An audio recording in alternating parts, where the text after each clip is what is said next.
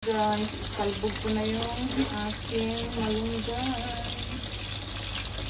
Malunggay. Fresh from the garden ko guys. At alam niyo ba, ang mahalang malunggay dito.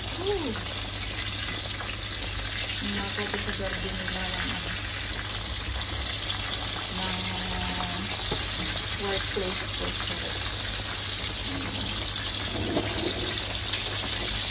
Habang yung isa. Nagsikwasyon. Parang lutong ano talaga ito ba guys, lutong probinsya. Kasi may tanglad kaya may tanggo. Alam mo, mura yung tanglad ito pero ang mahal. Ano yung sarap na dito?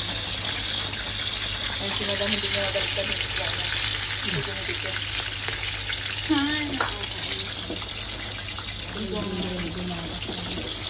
Pwede pa naman siyang gumawa na sa fresh da niya, fresh da.